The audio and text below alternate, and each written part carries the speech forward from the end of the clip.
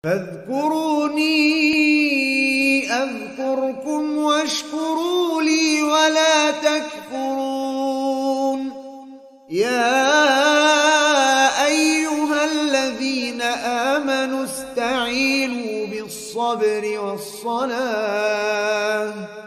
إن الله مع الصابرين. Bersabda dalam sebuah hadis yang diriwayatkan oleh Adi bin Hatim radhiyallahu anhu, kata Nabi SAW, "Ma minkum min ahadin illa sayukallimuhu rabbuhu yawmal qiyamah."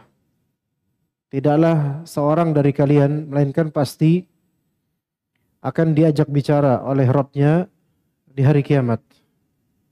Laisa bainahu wa bainahu tarjaman. Tidak ada perantara penerjemah antara Rabbnya dengan dirinya. Fayanzur aymana minhu fala yara illa ma qaddam. Dia melihat sebelah kanannya, dia tidak melihat apapun kecuali apa yang telah dia lakukan. Wa yanzuru ash'am minhu fala yara illa ma qaddam. Dia melihat sebelah kirinya dan dia tidak melihat apa-apa kecuali apa yang telah dia lakukan di dunia. Wa yanzuru baina yadayhi fala yara illa an-nar tilqa wajhihi.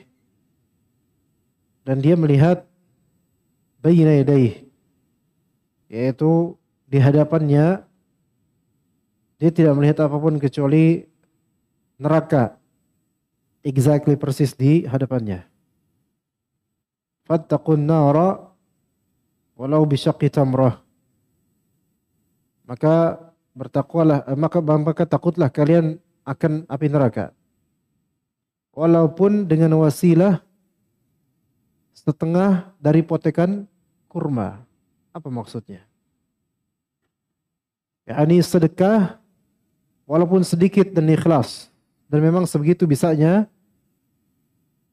itu bisa menjaga, dengan izin Allah bisa menjadi wasilah penjagaan dari api neraka, yaitu perisai terhadap api neraka.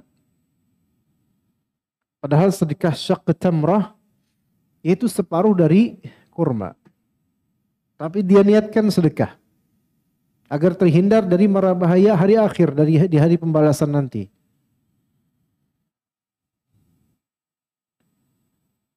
Oke, kalau misalnya antum ke bawah nanti ke lantai berapa beli sesuatu, misal beli sesuatu, pedagangnya ya antum bayar sesuai dengan mungkin nominalnya, namun uang antum lebih, dan kata pedagangnya, maaf ini nggak ada 1.000-an, ya, atau nggak ada receh, nggak ada 2.000-an, nggak ada 1.000-an, gimana 1.000, ya. Oke, maka antum mungkin khalas nggak apa-apa. Mungkin 1.000 ini setara dengan separuh dari bagian kurma itu, seandainya gitu. Kalau diniatkan untuk sedekah supaya terhindar dari api neraka, maka bisa dengan izin Allah. Padahal cuma segitu. Walaupun pedagang itu ternyata bohong, tapi ketika niatan kita sahih, maka khalas, Allah mencatat amal kita dan Allah mencatat kebohongan dia. Tapi di sebagian dari minimarket misal saja, ini tidak menuduh sama sekali, tidak menuduh tertentu, tapi ada kemungkinan walaupun tidak mesti. Boleh nggak 300-nya atau 500-nya untuk donasi misalnya? Kembaliannya bisa nggak Pak untuk donasi gitu. Khalas, nggak apa-apa. Biasanya kalau laki-laki los aja udah nggak apa-apa lah. Dengan niatan apa coba? Sedekah. Maka walaupun satu kurma, bukan satu kurma, sepotek setengahnya kurma, antum sedekah dengan itu, maka itu bisa menjadi wasilah perisai terhadap api neraka. Ya. Kemudian ikhwah sekalian dan akhwat rahimani wa rahmakumullah. Kata Allah Azza wa Jalla di surat An-Najm ayat 31. Liyajziyal ladzina asa'u bima 'amilu wa yajziyal ladzina ahsanu bil husna. Kata Allah Azza wa Jalla nanti di hari akhir nanti agar terjadi apa? Jaza, yaitu balasan untuk orang-orang yang telah buruk amalannya di dunia. Pasti dibalas. Wa yajziyal ladzina ahsanu bil husna, dan Allah Ta'ala membalas orang-orang yang berbuat baik dengan jannah, surga, selama dia muslim mukmin. Dan kata Allah Azza wa Jalla di surat Az-Zalzalah, "Faman ya'mal mithqala dzarratin khairan yarah, wa man ya'mal mithqala dzarratin syarran yarah." Siapa yang beramal sekecil apapun dari kebaikan, maka dia akan melihat kebaikan, efeknya nanti di akhirat. Bahkan di dunia juga akan melihat efeknya. Wa may ya'mal mithqala dzarratin syarran yarah. Dan kalau dia melakukan suatu keburukan sekecil apapun, maka dia akan melihat efeknya di dunia dan juga di akhirat. Begitu juga dengan firman Allah Azza wa Jalla di surat Luqman. Dengan firman Allah Azza wa Jalla di surat Luqman. Ya bunayya innaha intakum mithqala habbatin min khardalin fatakun fi sakhratin aw fis samawati aw fil ardi ya'ti biha Allah. Wahai anakku sayang, innaha intakum mithqala habbatin min khardal. Kalau misalnya ada sebiji kecil dari suatu amalan, kecil sekali, dan itu ada di sebuah bongkahan batu misalnya, saking kecilnya itu amalan, atau ada di suatu bagian dari langit, atau ada di suatu bagian dari bumi, maka ya'ti bihallah, Allah Ta'ala akan datangkan ganjarannya. Maka kendati pun amalan baik kita itu gaib bagi manusia, atau amalan baik kita tidak dikenal manusia, atau dikenal namun tidak diakui oleh manusia, maka Rabbul Alamin mengenal dan mengakuinya. Wa kafa billahi syahida, dan cukuplah Allah Ta'ala sebagai saksi atas segala sesuatu. Di antara hikmah yang Allah Ta'ala berikan, Allah Ta'ala jadikan kehidupan dunia ini dar ijtihad wa amal, yaitu negeri untuk berjuang dan beramal dunia ini. Wa ja'alal akhirata dar hisabin wa jaza, dan Allah jadikan akhirat sebagai negeri perhitungan dan juga ganjaran. Ini adalah keadilan dan kebijaksanaan. Maka tidak ada yang luput dari penglihatan dan pendengaran Allah Subhanahu wa Ta'ala. Sebagaimana di surat An-Najm tadi, akan ada ganjaran masing-masing bagi orang yang beramal sesuai dengan amalannya. Maka Allah Subhanahu wa Ta'ala mengatakan di surat Al-Hijr 92 dan 93, فَوَرَبِّكَ لَنَسْأَلَنَّهُمْ أَجْمَعِينَ عَمَّا كَانُوا يَعْمَلُونَ. Maka demi Rabbmu, kami pasti akan menanyakan seluruhnya apa yang telah mereka lakukan di dunia. Maka semua akan ditanya, terutama orang-orang yang berbuat buruk dan Allah tidak memaafkannya, maka akan ditanya oleh Allah Azza wa Jalla. Bahkan Rasul saja ditanya. Ya, di surat Al-A'raf ayat ke-6 Allah Ta'ala mengatakan, فَلَنَسْأَلَنَّ الَّذِينَ أُرْسِلَ إِلَيْهِمْ وَلَنَسْأَلَنَّ الْمُرْسَلِينَ. Kami pasti akan bertanya pada kaum yang para rasul diutus pada mereka. Jadi kaumnya itu akan ditanya, yang kufur itu ditanya mereka semua. وَلَنَسْأَلَنَّهُمْ وَلَنَسْأَلَنَّ الْمُرْسَلِينَ. Dan kami pasti akan bertanya pada para rasul. Jadi para rasul itu juga akan ditanya oleh Allah Subhanahu wa Ta'ala di hari akhir nanti. Kalau para rasul saja ditanya, maka bagaimana dengan kita-kita orang biasa? Kemudian Allah Subhanahu wa Ta'ala menjelaskan bahwasanya manusia itu umumnya lalai akan hari akhir. Manusia umumnya lalai akan hari akhir. Lalai akan ingatan bahwasanya semuanya akan diminta pertanggungjawaban. Semuanya akan ditanya. Kata Allah Subhanahu wa Ta'ala, "Iqtaraba lin-nasi hisabuhum wa hum fi ghaflatin mu'ridun." Di surat Al-Anbiya yang paling pertama. Iqtaraba lin-nasi hisabuhum. Makin dekat pula manusia itu pada hari perhitungan mereka. makin dekat. Kita itu makin dekat pada hari perhitungan kita, makin dekat pada kematian kita. Dan makin dekatnya kita atau manusia pada hari perhitungan, wahum fi ghaflatin mu'ridun. Dalam keadaan manusia itu mu'ridun, yaitu berpaling dalam keadaan ghafil, yaitu belalai. Masalah hutang, kezaliman dan seterusnya. Tidak ada istighfar, tidak ada pengembalian hak, tidak ada pembayaran hutang dan seterusnya. Maka ini orang-orang lalai. Walaupun ngakunya tahu akhirat, ngakunya tauhid atau sunnah dan seterusnya, tetapi ketika hal-hal seperti ini tidak membuatnya khawatir akan akhirat nanti, maka orang-orang ini lalai pada hakikatnya. Kalau memang tidak lalai, maka hendaknya meralat insyaallah. Ya, meralat diri supaya selamat di hari akhirnya, tidak lalai. Allah Subhanahu wa taala mencela golongan manusia yang seperti ini sebagaimana kata Allah Subhanahu wa taala di surat Sad ayat 26, innal ladzina yadhilluna an sabilillah lahum adzabun syadidun bima nasu yaumal hisab. Sesungguhnya orang-orang yang menyimpang dari jalan Allah, maka mereka mendapatkan azab yang keras. Disebabkan apa? Bima nasu yaumal hisab. Disebabkan mereka itu lupa akan hari perhitungan amal. Yang mana itu akan ada ganjaran baik maupun buruk sesuai dengan amalannya pada waktunya.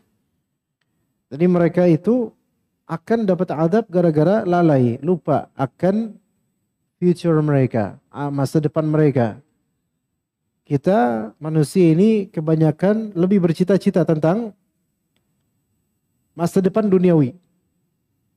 Nanti makan apa, jadi apa goal achievementnya nanti, objektifnya apa, dan kira-kira mau kerja di mana. Oke, fine. Itu sesuatu yang aslinya mubah dan boleh.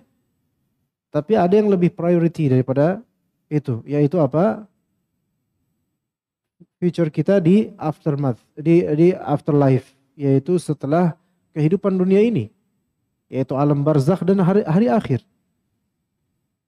Tidakkah kita memikirkan itu gitu loh? Bagi orang-orang yang lalai akannya, dikhawatirkan azab itu sedang menantinya kalau dia tidak bertaubat dan kembali kepada Allah Ta'ala dan menatap bagaimana hari akhir. Dan Allah Subhanahu wa taala memuji orang-orang beriman di antara sebab keterpujiannya mereka dari Allah Azza wa Jalla, yaitu karena khawatir dan takut pada Allah Azza wa Jalla serta khawatir akan buruknya perhitungan amal. Di surah Ar-Ra'd ayat ke-21 Allah Ta'ala berfirman, walladzina yasiluna ma amara Allahu bihi ayyusala wa yakhshawna rabbahum wa yakhafuna su'al hisab.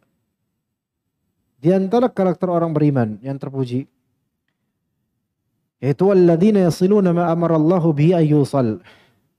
Itu orang-orang yang menyambung apa yang Allah perintahkan untuk disambung. Ini pertama, ya, kita bahas sedikit. Masalah silat ma amarallahu bihi ayyusal, yaitu menyambung apa yang Allah perintahkan untuk menyambung seperti apa. Tentu yang paling terconnected di benak kita mungkin silaturahim, dan itu sahih. Maka silaturahim itu wajib, jika diputus maka wajib untuk menyambungnya. Kemudian termasuk juga sambungan yang wajib untuk dilakukan, yaitu menafkahi anak dan istri. Menafkahi anak dan istri terutama sekali ditekankan bagi laki-laki yang merantau. Laki-laki yang merantau, maka wajib silaturahim terhadap istri dan juga anaknya, dan wajib pula dia silatun nafkah, menyambung nafkah. Juga termasuk menafkahi anak setelah terjadi perceraian sesuai dengan kebutuhan atau kemampuan suami. Maka ini sesuatu yang wajib. Dan betapa banyak pelanggaran di nomor 1, 2, ataupun 3. Baik masalah silaturahim atau masalah silatun nafkah. Menyambung nafkah.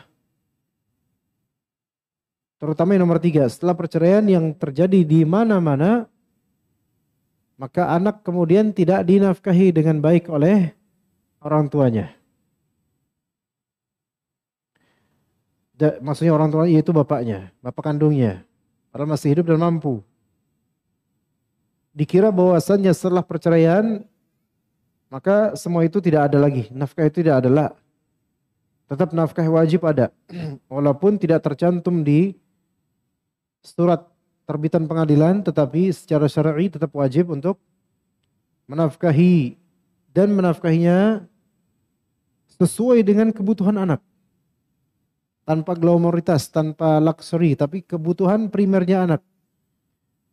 Wajib. Namun yang terjadi di cerita-cerita yang bergaung di masyarakat, banyak yang tidak khawatir bahwasanya anaknya akan menuntut di hari akhir karena tidak dinafkahi oleh bapaknya yang telah menceraikan atau digugat cerai istrinya.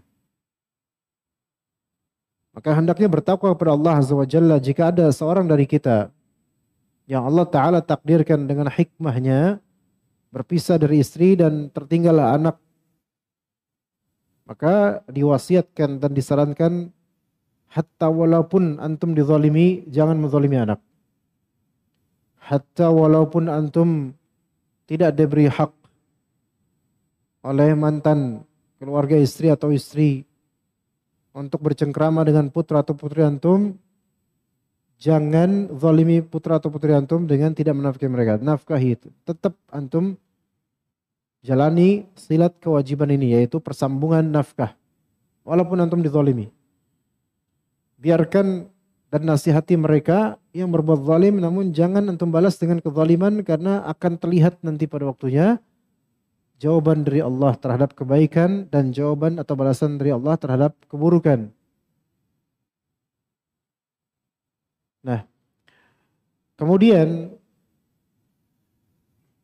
berikutnya walladzina yasiluna ma amara Allah bi ayyusal wa yakhshawna rabbahum. Yang kedua, takut pada Rabb mereka. Takut pada Rabb mereka. Maka Allah Ta'ala memuji orang-orang beriman karena takut mereka pada Allah Azza wa Jalla. Di ayat Ar-Ra'd ini. Dan rasa takut kepada Allah ini merupakan salah satu modal basic untuk membuat kita bisa khusyuk ketika salat. Yang sama-sama Allah puji di surat Al-Mu'minun awal-awal. Qad aflahal mu'minun alladzina hum fi salatihim khashi'un. Beruntunglah orang-orang beriman yang mana mereka khusyuk di salat mereka.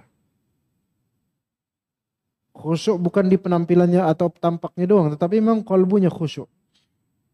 Dari mana khusyuk itu bisa terwujud? Dari rasa takut pada Allah Ta'ala dan harapan terhadapnya. Wa yakhshawna rabbahum. Mereka takut pada Allah, Rabb mereka. Wa yakhafuna su'al hisab. Dan mereka takut akan buruknya al-hisab, akan buruknya perhitungan amal.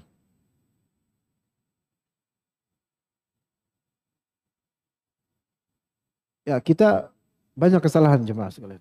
Masing-masing kita khata'in, itu orang yang sering berbuat salah. Itu adalah keturunan, itu adalah manusia, umumnya manusia, kecuali para nabi dan rasul. Umumnya manusia. Maka kita lihat apa yang telah kita lakukan dari keburukan, dari tahun ke tahun, bulan ke bulan, hari ke hari. Sebegitu banyaknya. Dan bagaimana kita membawa beban-beban keburukan ini sampai akhir hayat kita, jemaah. Maka ternyata rasa takut itu harus ada. Kendati pun masih bersalah, masih ada salah. Tapi takut harus tetap ada. Karena orang kalau udah punya salah namun dia tidak ada takutnya, maka dia sulit untuk rujuk dan kembali ke Allah, sulit. Maka seseorang ketika dia memang mengenali dia punya banyak dosa, dan kadang dia risau, ta'athum, merasa besar dosanya dia itu, sehingga